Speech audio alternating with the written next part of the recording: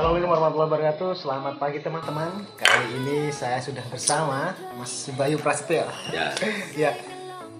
Beliau adalah owner dari PSL Putra Sari Logam. Kali ini saya berkesempatan untuk ngobrol-ngobrol langsung dengan Mas Bayu, yang mana beliau ini sudah menyempatkan waktunya untuk saya untuk nanti kita berbincang-bincang tentang Putra Sari Logam. Ya, Mas Bayu ini bisa cerita nggak Mas Bayu sejarahnya Putra Sari Logam itu gimana Mas Bayu? Ya, alhamdulillahirrahmanirrahim. Terima kasih Mas Erwin Cakrawala di YouTube-nya yang sangat luar biasa. Alhamdulillah hari ini bisa sampai silaturahim di kantor saya seadanya ya Mas. Iya, iya. Jadi bisa saya sampaikan kepada pemirsa Mas Erwin Cakrawala bahwasanya perusahaan kami adalah perusahaan yang memang baru berkembang, tergolong perusahaan UMKM. Ya. Jadi awal mula daripada Putra Sari Logam sendiri berdiri tahun 2015. Jadi dari narasi kita berjuang, ya, terutama kita memulainya dari teknologi yang bernama website dengan katalog seadanya. Mengingat di sentra pengecoran ceper ini khususnya di Batur, Tegalrejo adalah sudah mendunia yang namanya. Jadi kita nyusun katalog itu kecil-kecilan dari para tetangga, mulai dari produk ada lampu, kemudian tempat sampah, kemudian ada kursi, dan produk-produk berbel kecil-kecil lainnya. Pada dasarnya seperti itu. Prosesnya alami aja. Prosesnya alami. Yang paling penting adalah ulet dan tekun. Saya kira itu. Kemudian Putra Sari Logam ini produksinya apa aja Mas Bayu? Oke. Untuk produksi di perusahaan kami spesialisasinya adalah di produk street furniture. Apa itu street furniture? Street furniture itu adalah macam mebel yang terpasang di taman kota, kemudian di taman desa untuk saat-saat ini juga, kemudian di banyak pedestrian jalan utama. Seperti produknya itu adalah tiang lampu jalan PJU, modelnya yang aneh-aneh, antik-antik, khas Eropa yang baru tren saat ini. Kemudian ada kursi taman custom, kemudian ada tempat sampah, serta paket grill dan manhole untuk saringan air. Dan ada satu lagi produk yang sekarang baru saya kerjakan, yaitu produk papan nama ya, atau signage. Mas Bayu, ini ngomong-ngomong di Putra Sari Logam ini ada berapa karyawan Mas Bayu? Alhamdulillah karyawan kita itu Mas Erwin itu dinamis ya. Mulai dari berdiri itu pertama di 2016 itu karyawannya tidak lebih dari 10 orang.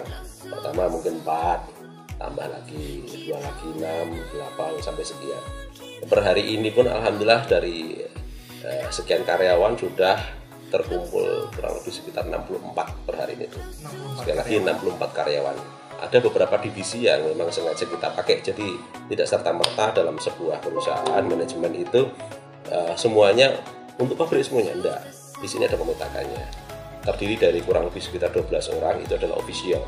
Official sendiri itu saya bagi. Pertama adalah kepala manajemen, yang keduanya adalah administrasi, ketiganya adalah bagian literasi website yang khusus untuk ngurusin website, kemudian ada bagian logistik ya, untuk ngurusin bagaimana jalur pengadaan barangnya dan sebagainya. Kemudian ada juga stock list, ini gerindanya habis, mata gerindanya habis, bornya habis, itu di divisi stock list. Kemudian ada petugas yang khusus untuk ngurusin kebersihan atau office boy, itu ada 2 orang. Karena sekali lagi perusahaan yang layak, perusahaan yang baik, semuanya harus tertata dengan rapi dan bersih, itu salah kuncinya. Kemudian ada juga official terkait dengan ini kayak Mas Erwin. Jadi kita punya karyawan yang khusus untuk ngurusin editing video. Nah itu mas-mas youtubernya kita punya 3. Nanti bisa dicek di ruang sebelah, nanti dipersilahkan. Dan semuanya dilengkapi dengan SDM-nya bagus. Kemudian alat-alatnya pun juga sangat-sangat mendukung untuk bisa dibuat editing atau Premiere dan iya betul sekali. Kemudian ada juga di divisi CNC, jadi pemrograman untuk pembuatan molding dan pattern. Mungkin satu-satunya di ceper yang sudah punya molding CNC, jadi lebih cepat. Kita tidak perlu berhari-hari sampai berminggu-minggu untuk buat CNC molding. Cukup narasinya adalah pakai CorelDRAW, pakai AutoCAD, pakai SolidWorks 3D, kemudian dipindah di Vectric dan langsung dieksekusi molding. Ya. Karyawan sebanyak itu, apakah Mas Bayu ini nggak terlalu repot? Caranya memanajemen seperti apa? Enggak, semakin banyak karyawan saya alhamdulillah. Berarti Allah memang sengaja menitipkan karyawan banyak itu ke kita. Jangan orang menanyakan seperti ini, Mas karyawan oke ngono kuwi carane bayar piye? Itu adalah metode terbalik bagi saya. Jadi bukan bagaimana karyawan kita banyak, piye caranya bayar, tapi bagaimana caranya kita dapat pekerjaan. Luar biasa, itu filosofi yang luar biasa Om Bayu. Iya, kalau kita hanya memberikan piye caranya bayar, ya kita hanya stuck di sana aja. Maaf Om Bayu, ini Ya. saya mau tanya terkait karyawan tadi, karyawan sejumlah 62 sampai 64 orang tadi, sistem pembayarannya seperti apa? Kalau di kita sudah mengacu pada pembayaran online. Jadi alhamdulillah kita dapat kemitraan dengan Mandiri khususnya cabang Medan. Terima kasih Bu Pipik dan Pak Bayu yang alhamdulillah sudah ada niat baik untuk bisa menjembatani. Ini saya ada sponsornya Mandiri. Ya, oh, terima kasih. Jadi dari awal alhamdulillah kita arahkan semuanya di Bank Mandiri, khususnya cabang Medan, semuanya online. Jadi gajiannya segitu banyak karyawan 60 sampai 64 karyawan itu setiap hari Sabtu ya. Itu ada karyawan saya yang namanya Mbak Lia, khususnya di administrasi sudah menghitung mulai dari gajian, kemudian kadang ada karyawan yang bon, potongan dan lain sebagainya, itu bisa terkoneksi dengan internet atau absensi finger face, retina, sama sidik jari. Semuanya sudah terhubung, koneksi pakainya wireless. Jadi siapapun karyawan kita yang memang dari awal itu telat, jam 8 lebih 5 kena denda, jam 8 lebih 7 kena denda lagi, dan lain sebagainya, absensi, itu sudah terkoneksi dengan database yang ada di sistem administrasi kami. Jadi semuanya sangat tertib dan sangat rapi sekali. Jadi hari Sabtu jam 3 itu sekali lagi sudah keluar angkanya otomatis. Gaji harinya sekian, potongannya bon sekian, denda telat atau absensinya sekian, sudah ada semuanya dan bisa di-printing. Mas Bayu, ini ngomong-ngomong, modal awal ketika Mas Bayu membangun sebuah perusahaan seperti ini dulu berapa Om? Saya penasaran sekali terkait dengan modal ini. Nah ini sebenarnya ini adalah di balik laci ya, kalau masalah duit kayak gini sebenarnya di balik laci. Tapi mengingat yang tanya ini adalah orang yang spesial nih kayaknya, Mas Erwin Cakrawala kan gitu, sudah keren dulu kan. Tapi boleh saya buka lacinya, insya Allah juga artinya nggak banyak juga. Jadi karena saya memang berjuang dari awal, dari nol, artinya memang tidak ada modal. Pastilah orang yang semuanya berjuang itu tidak ada modal. Modalnya adalah yakin dan ulet. Yang pertama, modal sedikit kita dapat sekali lagi dari buka website kecil-kecilan. Kemudian itu terkumpul berapa juta. Dan alhamdulillah selama usaha kita baik itu kita biasanya disertai sama keberuntungan. Jadi tidak serta-merta orang yang punya bisnis bagus sekarang itu tidak saklek.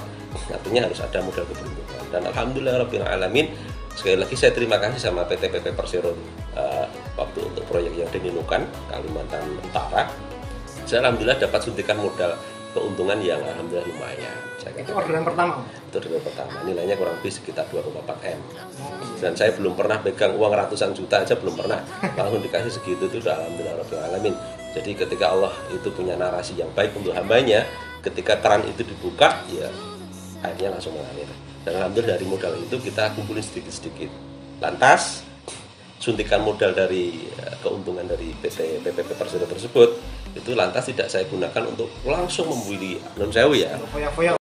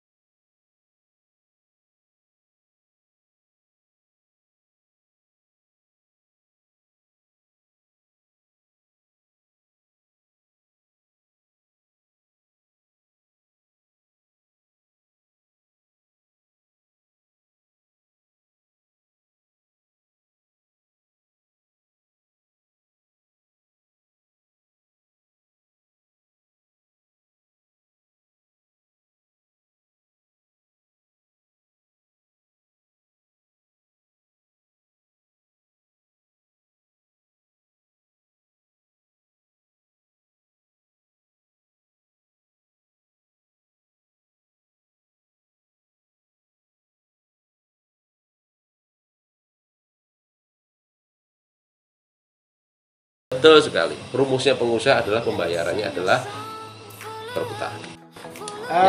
Ngomong-ngomong kemarin itu kan memang sudah perjalanan ke luar negeri untuk mencari ilmu atau mencari gagasan, mencari ide-ide yang luar biasa.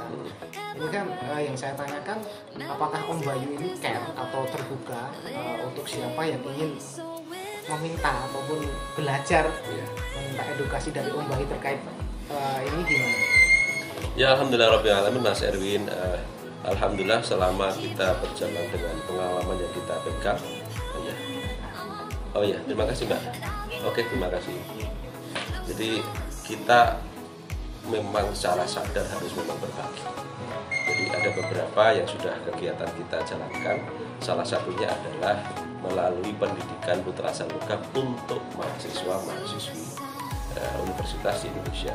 Salah satunya yang sudah langganan di tempat kita untuk bisa belajar adalah ada kontrak dari UMS, Universitas Muhammadiyah Surakarta, kemudian ada UNS, kemudian dari UGM, kemudian dari UNY, dan itu saling mengisi. Itu adalah narasi kami, wujud bahagianya kami untuk bisa selalu sharing, berbagi ilmu, berbagi pengalaman, serta berbagi paket kegiatan dengan mahasiswa. Mengedukasi ya? Harus mengedukasi. Karena buat apa kita pintar sendiri tanpa kita bisa memintarkan orang, itu juga terlalu menafik. Biasa ya. Saya kira itu. Kemudian ini tadi sama Mbak Zahra juga sudah dikasih. Ini lanjutan proposal, nggak tahu ini dari mana. Ini kayaknya dari UNS, Universitas Sungai Barat. Jadi setiap kali ada berapa rekan mahasiswa, oh ya tahun ini ada proposal. Jadi ini bisa dilihat hampir 1 bulan sekali kita menerima pendidikan dari beberapa universitas di Indonesia. Jadi kita sadar diri, kita di sini tidak berdiri sendiri, tapi kita berdiri atas dasar kemauan untuk saling belajar. Dari awal saya nyari karyawan atau nyari staf tidak orang pintar, salah. Saya nyari karyawan atau staf adalah saya cari orang yang mau belajar. Berbeda, saya nyari orang pintar sama orang yang mau belajar berbeda. Kalau orang pintar non sewu sekali, kadang minteri. Tapi orang yang mau belajar itu identik dengan non sewu, mau diajak sinergi, loyalitasnya dapat dan lain semuanya lebih bagus. Dan ini saya juga non sewu, mau bersinergi dengan orang-orang yang mau belajar. Ini juga dari UNS Mas. Dan itu bisa dilihat dari UNS ini kurang lebih ada sekitar 8 orang yang mau belajar. Padahal bulan kemarin dari UNY sampai akhir tahun nanti full pendidikan. Mungkin ada yang disampaikan Om untuk pesan untuk kaula muda dari Om Bayu yang makin ingin memulai kiprahnya di dunia bisnis. Ya, bisnis itu Mas bukan tentang esok tapi sekarang. Kalau Anda punya niatan untuk bisa membangun bisnis atau startup untuk memulai bisnis, maka lakukan sekarang. Jangan ada kata waduh bagaimana dan lain sebagainya. Kemudian yang kedua, bisnis ke depan itu bukan terkait dengan SDA. Ya. Sekali lagi, bisnis ke depan itu tidak lantas terkait banyak dengan SDA atau sumber daya alam. Tapi bisnis ke depan itu tentang SDM. Siapa yang bisa memanage SDM dengan baik, siapa yang bisa mengumpulkan dan memilih SDM dengan baik, dia yang akan menguasai.